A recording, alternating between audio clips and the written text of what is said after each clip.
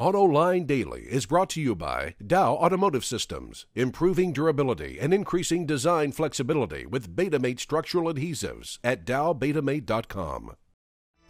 Here are today's top headlines. The Hummer deal may not happen. The Tata Nano is headed for American shores, and VW is Uber alles in Europe. Up next, we'll be back with the news behind the headlines.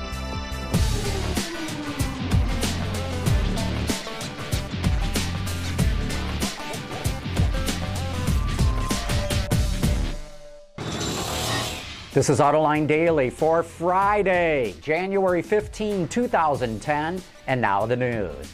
Yesterday, we reported that GM's president of China was optimistic a deal for Hummer would be approved by the Chinese government soon, but not so fast, says an automotive expert.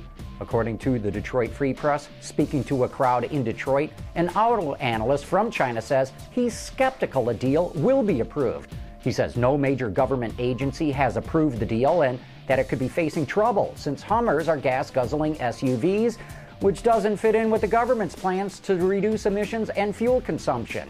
The deal was supposed to be finalized at the beginning of the year, and GM Chairman Ed Whitaker has hinted the deal has until the end of the month to be approved. Well, the sales figures for Europe in 2009 are in, and there's some changes in the rankings.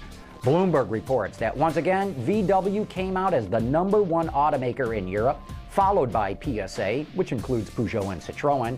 Ford came in third, followed by Renault. GM fell to fifth. Fiat was sixth, and Toyota moved past BMW and Mercedes to come in seventh. Bloomberg reports that PSA and Mitsubishi are in talks about deepening their relationship.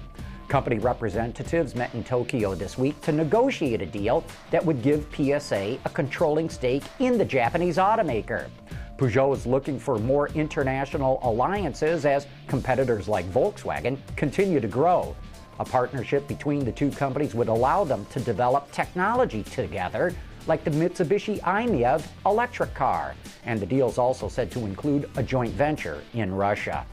Fiat's factory workers say they are so angry with the company's plans to close an assembly plant in Sicily that they are calling a nationwide strike to show the automaker they mean business. In fact, they are so mad that they're giving the company 3 weeks' notice that they will throw down their tools for 4 hours on February 3rd if it does not give in to their demands.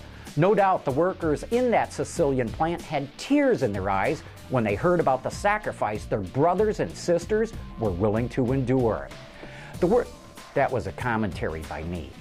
The world's least expensive car will not be so cheap when it arrives in the U.S. According to the AP, the Tata Nano, which currently sells for $2,500 in India, could cost around $8,000 once it hits U.S. showrooms in order to meet safety and emission standards. The company has already developed a European spec version that will sell for around the same price when it debuts next year. That would price it below the current cheapest car sold in the U.S., the $10,000 Hyundai Accent. This one comes from Autoblog. If you have an iPod Touch or an iPhone, check this out. One Lego-loving car nut built this contraption out of the plastic blocks to hold his media player so it's easier to play racing games. Normally, you'd hold the iPod in your hands and turn it to control the game, but this thing has gears and a tiny steering wheel that makes it just like driving a real car. Can you say too much free time? Coming up next, Mike Jackson from AutoNation explains why he does not want to buy any dealerships from Hyundai or Kia.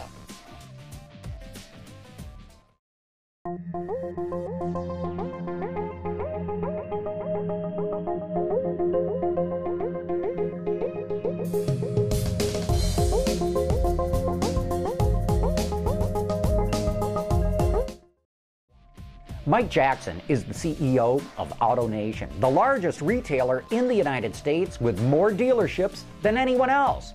But in the following clip, he explains why AutoNation is not interested in adding any dealerships from Hyundai or Kia. These guys seem to be just off to the races. What's your viewpoint of them? Well, I think from a manufacturer point of view and from a brand point of view, it's very positive. They have good products. They fix the quality. They got good price points, much better design, very good marketing. However, I don't have a lot of Hyundai and Kia, so you may ask me why. Well, I'm in business to make money. And they don't really have a retail strategy where you can really make money. As a retailer. As a retailer. So the company's making the money, company's making money, not and not the retailer. And I think sooner or later, this strategy of having financially weak dealers is going to hurt them. That interview is just part of what we're running on Autoline Detroit this week. You can hear that entire interview, as well as interviews with Susan Doherty from General Motors and with auto analyst John Casesa at our website, AutolineDetroit.tv. Okay, it is Friday, and you know what that means. It's time to answer this week's trivia question. We asked you to identify who the famous Studebaker design was, the guy who also designed the Exxon logo and put the window in Skylab.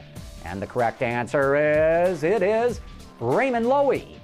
As always, we randomly selected this week's winner from the pool of correct responses, and the winner is Adam White from Concord, North Carolina.